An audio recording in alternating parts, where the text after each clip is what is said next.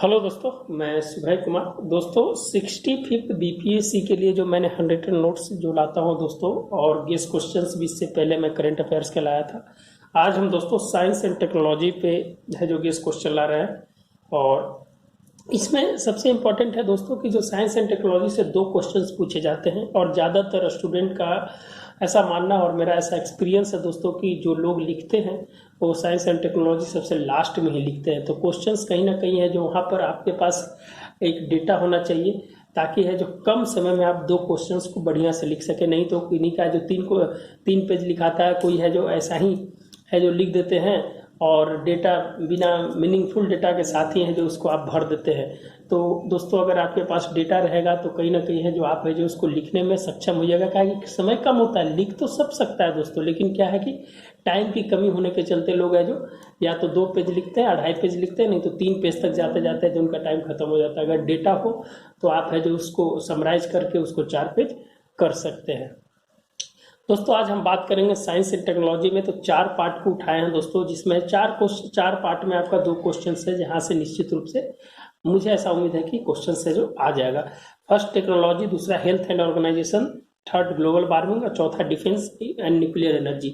जहां दोस्तों पिछले बार जो क्वेश्चन पूछा था उस क्वेश्चन को भी थोड़ा क्लब करने की कोशिश की है कि अगर उससे रिलेटेड भी आ जाएगा तो आप है जो उसको लिख सकते हैं। दोस्तों हम टेक्नोलॉजी पार्ट पे बात करेंगे, उसके बाद हेल्थ एंड ग्लोबल और उस पर बात करेंगे। दोस्तों टेक्नोलॉजी, साइंस एंड टेक्नोलॉजी में टेक्नोलॉजी इंपॉर्टेंट है दोस्तों, इसीलिए टेक्नोलॉजी का क्वेश्चन तो हर हालत में है जो पूछा जाएगा। और क्या क्या पूछा जाएगा, तो cyber crime and cyber security. Cyber crime यहाँ कर दीजिए दोस्तों, artificial intelligence, Gaganyaan, computer and internet, 4G and 5G, digital India and Bharat net कार्यक्रम। ये है दोस्तों कि यहाँ से है जो आपका अगर इस सब टॉपिक को बना लेते हैं आप, तो निश्चित रूप से है जो आपका आंसर है जो वहाँ पर एक क्वेश्चन यहाँ से निश्चित रूप से आएगा।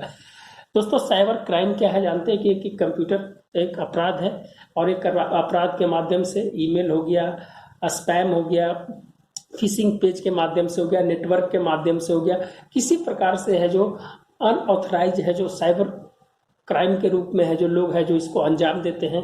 और इसीलिए है दोस्तों इसको रोकने के लिए है जो साइबर सिक्योरिटी लॉज लाया गया था आईटी एक्ट के अंतर्गत। आईटी एक्ट 2000 के अंतर्गत 13 धाराएं, 13 इसके उपवर्ग हैं और 94 इसमें धाराएं हैं दोस्तों, जिसमें है जो इसी के अंदर है जो बहुत सारे है जो साइबर सिक्योरिटी लॉज है जो लाए गए हैं, जो आप जानते हैं 66, 67, 68 है जो ज़्यादातर यूज होता है, आप है जो उसको जानते होंगे।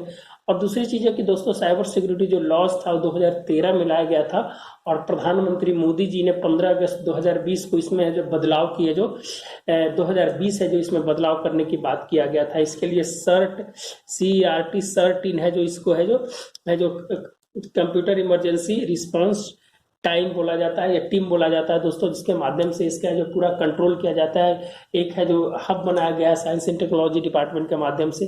और पिछले बार जानते हैं दोस्तों कि जो 2 साल पहले है जो अमेरिका ने अपना जो साइबर सिक्योरिटी के लिए है जो बहुत पैसा खर्च किया था, और इसको बोला जाता है कि उस साल है जो वहाँ पर करीब करीब है जो बहुत ज़्यादा मात्रा में है जो वहाँ पर है जो साइबर सिक्योरिटी से केसेस सबसे ज़्यादा आए थे। इसीलिए है जो अमेरिका ने उसे है जो साइबर सिक्योरिटी ईयर है जो मनाने का फैसला लिया था कि हम है जो इस क्षेत्र में है जो काम करेंगे, जिससे है जो आने वाला समय में है जो डेटा को सुरक्षित किया जा सके, ताकि जो साइबर क्राइम को रोका जा सके।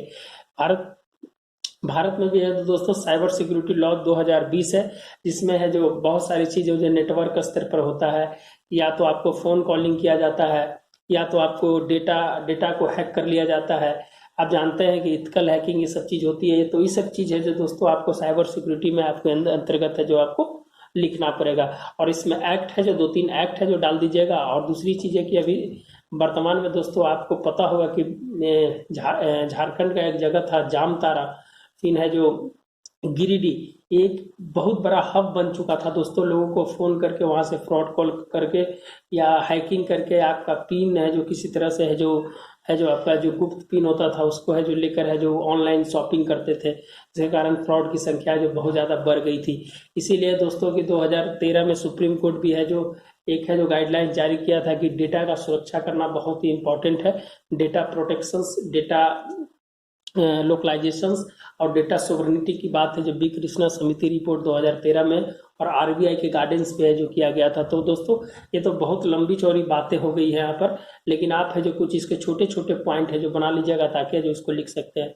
चलिए दोस्तों आगे बढ़ते हैं, आर्टिफिशियल इंटेलिजेंस की हम बात करते हैं। जॉन मैकार्थी के द्वारा है जो एआई को लाया गया था दोस्तों, और आने वाला समय में जानते हैं कि एआई कितना इंपॉर्टेंट है। Artificial intelligence, big data, blockchain technology, सब बहुत ज़्यादा इंपॉर्टेंट है दोस्तों। तो आप है जो इसको देख लीजिएगा, 2050 में तो इसका स्वयं का इंटेलिजेंस नहीं होता है, ये प्रोग्रामिंग करके है जो इसको डाला जाता है। आप देखते हैं कि उद्योग के क्षेत्र में फिर है जो आपका कोविड-19 के समय है जो आर्टिफिशियल इंटेलिजेंस का बहुत बहुत सारा जगह यूज किया गया था। आप है जो ट्रेनों की जब मांग, ट्रेनों में जब भीड़ बढ़ती गई तो है जो आर्टिफिशियल इंटेलिजेंस के माध्यम से जो लगाया गया कि भाई अगर भीड़ बढ़ रही है तो ट्रेन की और जरूरत पड़ेगी कि नहीं पड़ेगी, तो हर एक क्षेत्र में इसकी जरूरत पड़ी तो आप है जो उसको है जो लिख सकते हैं। एआई का प्रयोग है जो बहुत इंपॉर्टेंट है दोस्तों। गगनयान तो जनवरी 1 2021 में है जो भेजने का प्लान बनाया गया है दोस्तों। ये है जो भारत का पहला है जो मानव यान होगा जिसके जिसके माध्यम से है जो गगनयान है जो भेजा जाएगा। जनवरी 2021 में ऐसा क्वार्टरली फर्स्ट 2021 में ऐसी बातें किया जा रहा है कि 2021 में इसको भेजा जाएगा। तो ये सब चीज़ है जो गगनयान मंगलयान के बारे में आप जरूर पढ़ लीजिएगा दोस्तों। जो टेक्नोलॉजी यूज किया है, क्या क्या टेक्नोलॉजी है उसमें है जो कुछ नई चीज़ें हैं उसको है जो आप देख लीजिएगा। Missile women of the India है जो इसको है जो लीड कर रही हैं। कंप्यूटर और इंटरनेट की बात है दोस्तों कि इंटरनेट तो आप जानते हैं कि इंटरनेट का मतलब है तो कनेक्टेड ऑफ नेटवर्क, बहुत सारे नेटवर्क है जो कनेक्टेड रहते हैं उसको है जो आपको नेटवर्क है जो कहा जाता है, जिसके माध्यम से सूचना का आदान प्रदान होता है, कम्युनिकेशंस होता है। ये तो बहुत बड़ा एरिया है दोस्तों इंटरनेट के बारे में, तो इस पे जो कुछ है जो अपना बना लीजिएगा। और कंप्यूटर का हार्डवेयर सॉफ्टवेयर से रिलेटेड अगर आपके पास कुछ डेटा हो तो उससे जो रिलेटेड है जो देख लीजिएगा। अभी ये जो हमारा जो भारत है जो सॉफ्टवेयर में सबसे ज़्यादा अग्रणी है, लेकिन है जो हार्डवेयर में हम है जो अभी भी आत्मनिर्भर नहीं बने हैं, तो इस एरिया में भी हमें काम करना होगा। तो आप कंप्यूटर और इंटरनेट के बारे में भी है जो इसको है जो लिखने की कोशिश कीजिएगा। 4G एंड 5G जनरेशन की बात है दोस्तों। 4G का क्या स्पीड है, 5G का क्या जो अभी वर्तमान में भी है जो अमेरिका की कंपनी और रिलायंस ने है जो गुड़गांव में जो टेस्टिंग किया है। 5G आने से इसके क्या घाटे हैं और क्या फायदे हैं। इसके घाटे हैं कि दोस्तों पर्यावरण को प्रॉब्लम हो सकती है। अभी स्वीडन में एक टेस्टिंग हुआ था, वहाँ पर 257 पक्षी की मौत हो गई थी। तो कहीं कहीं ऐसे जगह पर है जो इसका विरोध भी किया जा रहा है। डेटा को सिक्योरिटी नहीं होने कारण है जो आपकी डेटा है जो बहुत जल्दी है जो किसी के पास है जो पहुंच जाएगी। तो इस मामले में दोस्तों 5G बहुत जल्दी सेकंड में क्या टू मशीन है जो ट्रांसफर होगा दोस्तों। 1 GB से लेकर 20 GB प्रति सेकंड तक है जो इसका स्पीड होगा।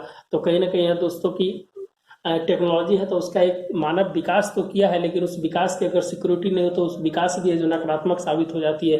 तो वहाँ भी है जो दोस्तों है जो आप इसके बारे में लिख लीजिएगा। 4th जनरेशन और 5th जनरेशन के बारे में। 4th जनरेशन में बाईमैक्स और LTE यूज होता है।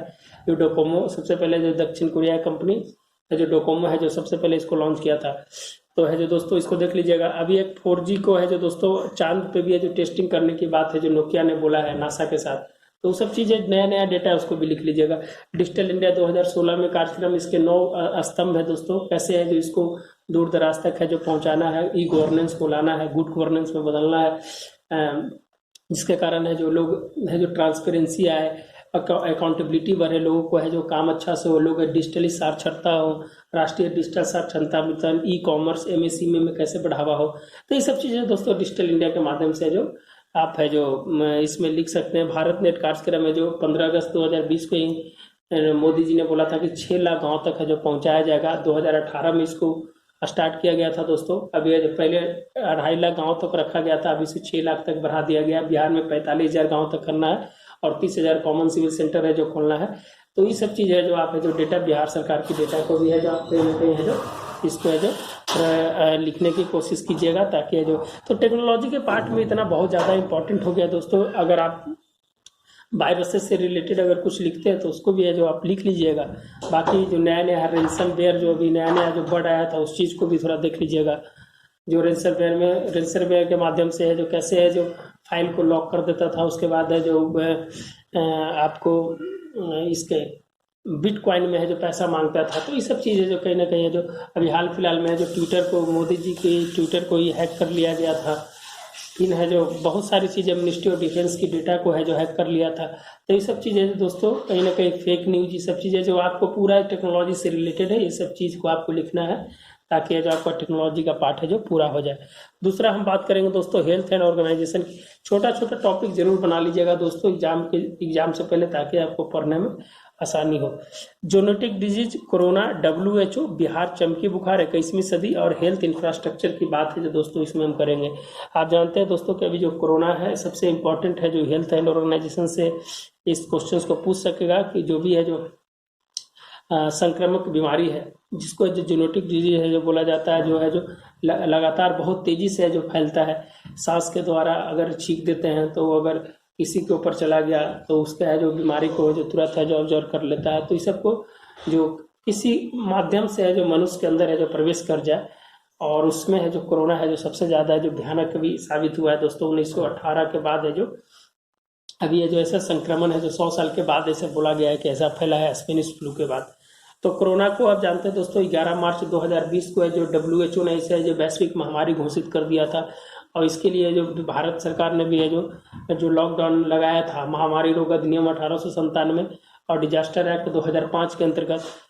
तो आप है जो उस चीज़ को देखिएगा क्या क्या है जो इसके अंदर है जो हुआ, आप तो इससे अवेयर जरूर होंगे। फिर जो कौन कौन सा वैक्सीन का प्रयोग किया जा रहा है भारत में है, जो 3 जो वैक्सीन का चरण है उसका क्या है, ये सब चीज़ें जो आप जरूर उसको देखिएगा। फिर WHO के साथ भारत की है जो 2019-23 की एक है जो कोलैबोरेशन है, उस कोलैबोरेशन में इसके क्या क्या है जो WHO भारत के बीच में किया जा रहा है। आयुष्मान भारत को बहुत सराहा गया है।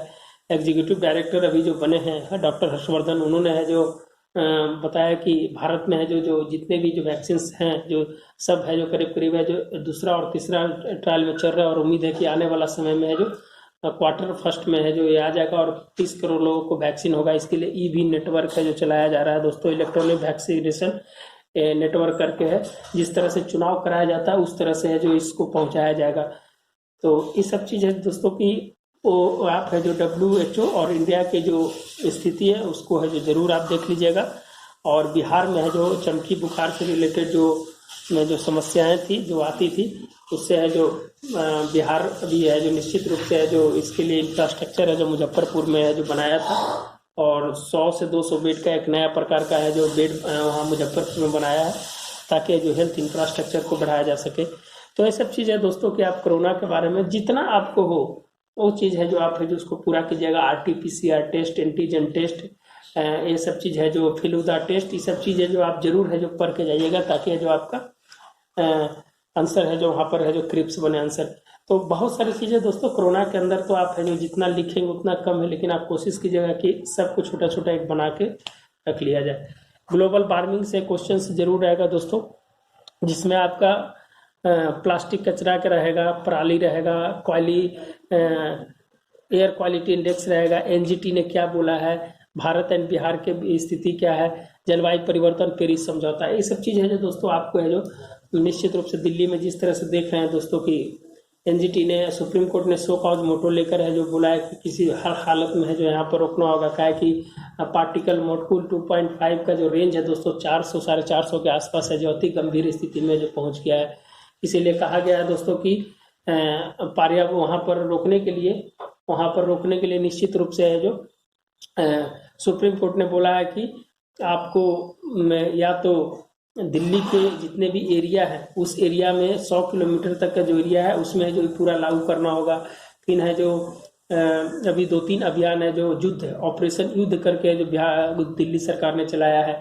फिर है जो एक और है जो जहाँ पर ट्रैफिक होता है वहाँ पर आपको जो गाड़ी बंद करना, वहाँ कुछ एक उसको नाम दिया गया दोस्तों, रेड लाइट ऑन, इस तरह से कुछ उसका नाम है। फिर है जो पराली के लिए है दोस्तों जो पंजाब और हरियाणा में जो नया ट्रिब्यूनल है जो बनाया गया है। और दूसरा चीज़ है कि बिहार की अगर बात किया जाए दोस्तों तो सुधारने के लिए IIT दिल्ली के साथ एक कोलैबोरेशन किया है, ताकि है जो वहाँ पर है जो पटना की जो भी है एयर क्वालिटी इंडेक्स से जो सुधारा जा सके। आप जानते हैं दोस्तों कि पिछले बार भी स्थिति है जो कहीं ना कहीं है जो उस तरह से हुई थी। तो इससे कहा जा सकता है दोस्तों कि ग्लोबल वार्मिंग की समस्या है। प्लास्टिक है, सिंगल यूज प्लास्टिक को 2022 तक खत्म करना है, ताकि है जो अपनी है जो पर्यावरण को है जो पेरिस सम्मेलन में है, जो पेरिस सम्मेलन में भारत ने अपने क्या वक्तव्य दिए हैं, अमेरिका बाहर क्यों हुआ है, तो इस पे है जो दोस्तों कहीं ना कहीं है जो आप बात कर सकते हैं, लिख सकते हैं। हम एक ओवरव्यू दे रहे हैं दोस्तों, ताकि है जो आप उसको समझ जाए और उसके बारे में है जो आप बना लें। फिर डिफेंस और न्यूक्लियर नीति में है कि रक्षा नीति है, परमाणु नीति में क्या है, इससे क्वेश्चन बन सकता है। डिफेंस नीति अभी जानते हैं कि बहुत इंपॉर्टेंट है, भारत ने जो सबसे ज़्यादा पैसा है जो अभी रक्षा नीति पे खर्च किया है, और जो अभी 100% है जो उसमें FDI कर दिया है, और 74% है जो आपका है जो उसमें एक इनडायरेक्ट वे में भी 74% है जो उसको कर दिया है। तो आप है जो कहीं ना कहीं है जो दोस्तों उसके बजट में क्या प्रावधान किए गए हैं, उसका बजट आकलन क्या, रक्षा खरीद प्रक्रिया 2020 डिफेंस प्रोक्योरमेंट उसके बारे में भी है जो आप उसको लिख सकते हैं। फिर है दोस्तों कि अगर आप रक्षा नीति में अगर और कुछ अगर लिखना चाहते हैं तो आप है जो वहाँ पर मिसाइल तकनीक, एयरक्राफ्ट, प्रक्षेपण तकनीक के बारे में है, केमिकल एंड बायोलॉजिकल वेपन के बारे में वहाँ लिख सकते हैं। तो ये सब कुछ ओवरव्यू है दोस्तों, आप इसको है जो जरूर देख लीजिएगा। दूसरा चीज़ है कि दोस्तों की परमाणु नीति में आप जानते हैं कि भारत में है जो 3 चरण है, प्रथम चरण, द्वितीय चरण और तृतीय चरण। अभी हम लोग है जो तृतीय चरण की ओर है जो मूव कर रहे हैं। प्रथम चरण है जो अपना वाटर वाला था, PHWR, उस तकनीक है जो बहुत धीमा और बहुत लंबा चला, जिससे जो बहुत ज़्यादा पैसा खर्च होता था। फिर है जो हम लोग दूसरा है जो दूसरी तकनीक है जो उसके प्लूटोनियम आधारित है, जो प्लूटोनियम पर हम लोग है जो उसको चालू किए।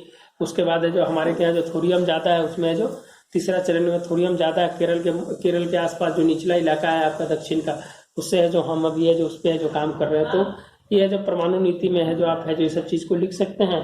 तो करीब करीब दोस्तों ये है जो मेरा सिंपल एक ओवरव्यू देना था कि आप है जो इसको समझे कि क्या है जो इसमें क्या लिखना है, नहीं लिखना है, आप है जो इस पे जो काम करिएगा।